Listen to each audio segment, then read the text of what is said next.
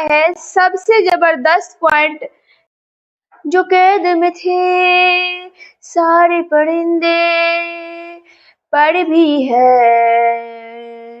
ये भूल गए थे जो झुकते थे कंधों पे, सर भी है ये भूल गए थे।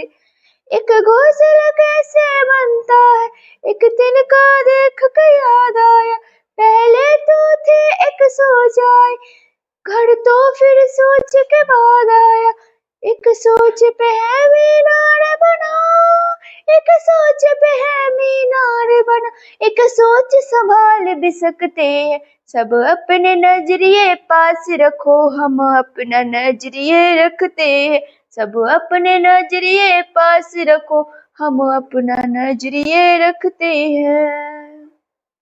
नमस्कार दोस्तों, मैं हूँ खुशबू प्रिया मैम और आप लोगों के लिए लेकर आए हैं सबसे जबरदस्त पॉइंट। देखिए, वीटेकर की 5 जगत प्रणाली जो कि एसएससी के एग्जाम के लिए काफी से काफी इम्पोर्टेंट है। तो आप लोगों से यही कहना चाहूंगी कि हम जो ये ट्रिक बताएंगे और जो भी बताएंगे एक लाइन बाय लाइन आप लोगों को धीरे धीरे समझ जाना है। तो सबसे पहले मेरे प्यारे गुलाब जामुन आप लोगों को ये चीज बता देंगे कि वीटेकर महाराज जी जो थे इन्होंने 5 जगत दिया। कौन कौन जगत दिया? तो फर्स्ट जगत देखिए इसमें दिया गया है मोनेरा जगत। क्या दिया था इन्होंने? मोनेरा जगत, प्रोटिस्टा जगत, फंजाई प्लांटी और एनिमिलिया जगत। इसको कौन दिया? तो इसको जो है इसको कौन दिया? इसको दिया हमारे वीटेकर महाराज जी। तो आप लोगों से एक बात कहना चाहेंगे, ये जो 5 जगत दिया कौन दिया? वीटेकर महाराज 5 जगत दिया। तो 5 जगत जो इन्होंने दिया तो कितना मेहनत किया होगा, तो इन्होंने 5 जगत दिया और हम लोग 2 से 3 मिनट समझेंगे और 5 से 6 मिनट देखेंगे। 10 मिनट में काम क्या हो जाएगा? 10 से 8-9 मिनट में काम क्या हो जाएगा? कंप्लीट हो जाएगा। फिर भी हम लोग का माथा क्या जाता है? भारी हो जाता है। तो ऐसा नहीं सोचना है, कंपेयर करना है वीटेकर जी से। वीटेकर महाराज जी से कंपेयर करते हैं तो ध्यान दीजिएगा वो हमसे कितने गुने मेहनत किए होंगे और हम लोग 10 मिनट में क्या थक जाते हैं, फोन को स्किप कर देते हैं, वीडियो स्किप कर देते हैं, वो नहीं देखेंगे, अच्छा नहीं लग रहा है, समझ नहीं आ रहा है, याद करने का मन नहीं, ऐसा नहीं करना है। तो उन्होंने कितना मेहनत किया था, आप लोग बस 10 मिनट मेहनत कीजिएगा तो क्या हो जाएगा? लाइन में लाइन आप लोग को याद हो जाएगा।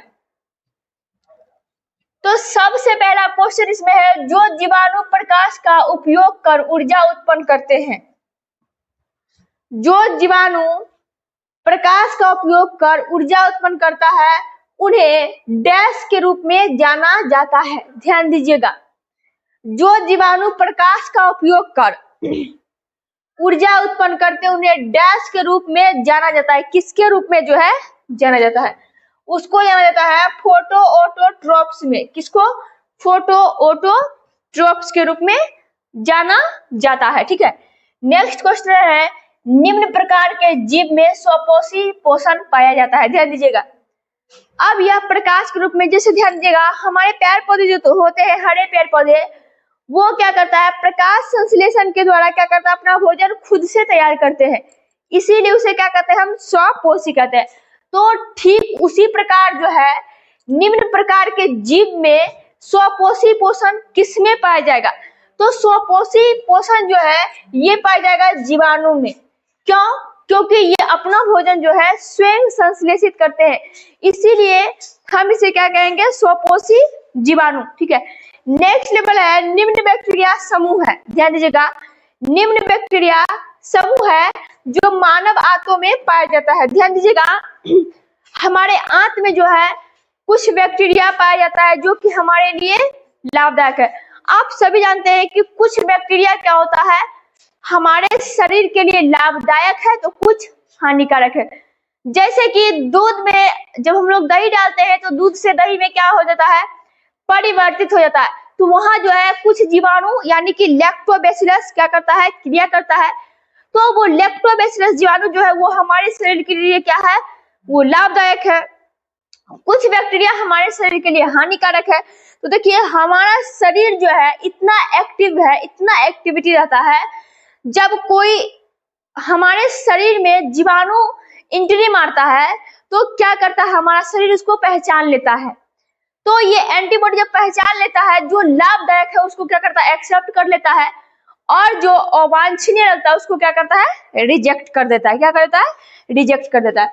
तो ठीक उसी प्रकार निम्न बैक्टीरिया समूह है जो मानव आंतों में पाया जाता है। ध्यान दीजिएगा, कौन ऐसा बैक्टीरिया है जो हमारे आंत में भी पाया जाता है, जिसकी पानी में उपस्थित रोग उत्पन्न करने वाले सूक्ष्म जीवों द्वारा संदूषित को इंगित करते। ध्यान दीजिएगा, कौन बैक्टीरिया है जो हमारे आंत में पाया जाता है, जिसकी पानी में उपस्थिति, यदि ये पानी में उपस्थित रहेगा तो ये क्या करेगा, रोग उत्पन्न करने वाले सूक्ष्म जीवों द्वारा संदूषित को इंगित करती है। तो ये है कॉलीफॉर्म। कौन है, कॉलीफॉर्म। नेक्स्ट है डैश जगत के अंतर्गत आने वाले जीवों में, डैश जगत के अंतर्गत आने वाले जीवों में केंद्रक झिल्ली अनुपस्थित होती है। ये केंद्रक झिल्ली क्या है, अनुपस्थित होती है। तो ये है मोनेरा। क्या है, मोनेरा। ठीक है, नेक्स्ट क्वेश्चन है, निम्न जीव मोनेरा जगत से संबंधित है। कौन ऐसा जीव है जो मोनेरा जीव से जगत से संबंधित है? इसका आंसर हो जाएगा जीवाणु। क्या हो जाएगा इसका आंसर, जीवाणु। नेक्स्ट क्वेश्चन है, यदि दूध को ग्रीष्म काल में फ्रिज के बाहर रखा जाए, यदि दूध को ग्रीष्म काल में फ्रिज के बाहर रखा जाए तो वह खट्टा तो हो जाता है, जिसका कारण है, ध्यान दीजिएगा, यदि दूध को ग्रीष्म काल में फ्रिज के बाहर रख दिया जाए। देखिए ग्रीष्म काल कहने का मतलब, देखिए गर्मी हो कि ठंडी हो, यदि उसे फ्रिज में रखा जाए यानी कि ठंडे करके रखा जाए तो पदार्थ जो है जल्दी खराब नहीं होता। लेकिन यहाँ कह रहा है ग्रीष्म काल में, यानी कि गर्मी में, गर्मी में तो काफी गर्मी है, ऊपर से कह रहा है फ्रिज के बाहर। तो यदि दूध को ग्रीष्म काल में फ्रिज के बाहर रखा जाए तो वह खट्टा हो जाता है। बिल्कुल सही बात है। जिसका कारण क्या है, ध्यान दीजिएगा, दूध जो है, दूध से दही में परिवर्तित कैसे हो गया, लैक्टोबैसिलस जीवाणु के कारण। अब जो है दही गर्मी में खट्टा कैसे हो जाता है, दही भी या तो दूध। तो यहाँ कह रहा है यदि दूध को ग्रीष्म काल में फ्रिज के बाहर रखा जाए तो वह खट्टा हो जाता है, दूध सही में खट्टा हो जाता है। जिसका क्या कारण है, तो इसका आंसर हो जाएगा लैक्टोज एसिड में लैक्टोज शर्करा का रूपांतरण। लैक्टोज एसिड में लैक्टोज शर्करा का रूपांतरण। नेक्स्ट क्वेश्चन है, नेक्स्ट क्वेश्चन है,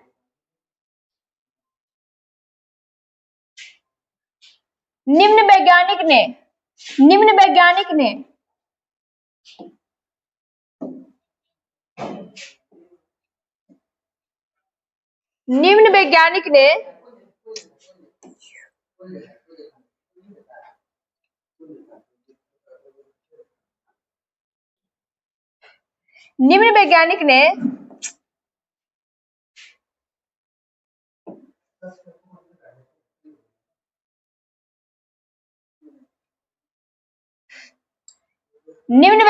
ने दर्शाया कि किण्वन सूक्ष्म जीवों के विकास के कारण होता है। ध्यान दीजिएगा, कह रहा है कि इनमें से कौन वैज्ञानिक यह दर्शाया कि किण्वन सूक्ष्म जीवों के विकास के कारण होता है।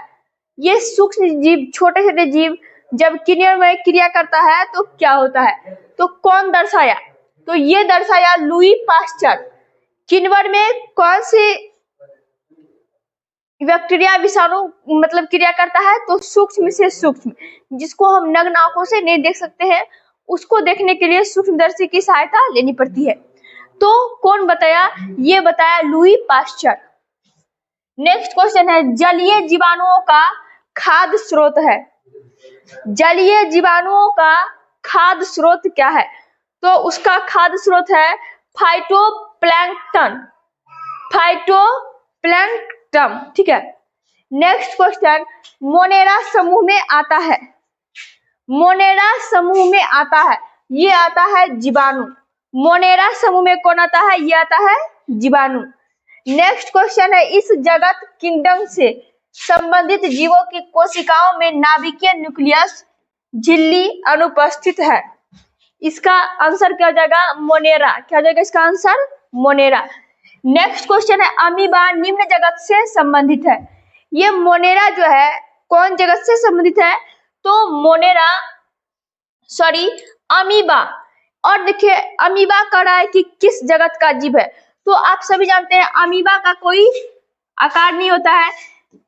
किसी तरह घुमा दीजिए, सिर्फ कोना नहीं बनना चाहिए। ये क्या है? अमीबा है।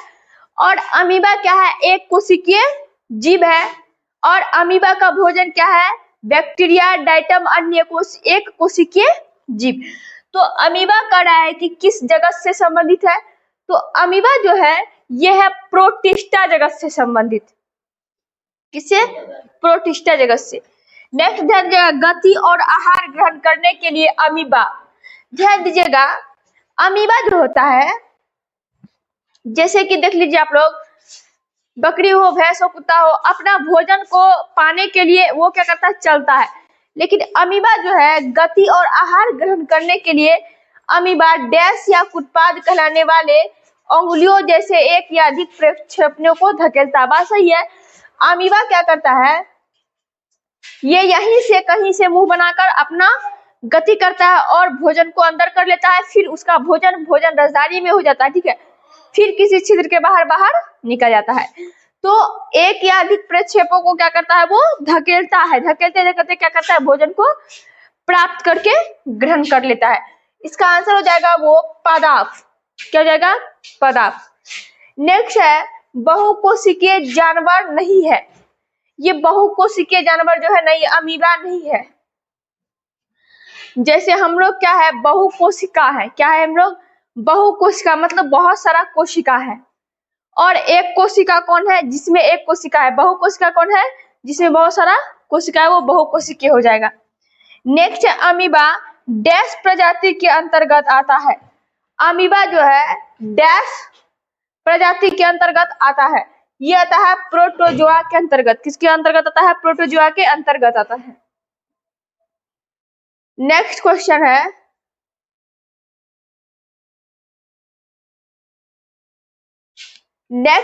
है, अस्यूडोपोडिया संदर्भित करता है। ये अस्यूडोपीडा जो है किसको संदर्भित करता है?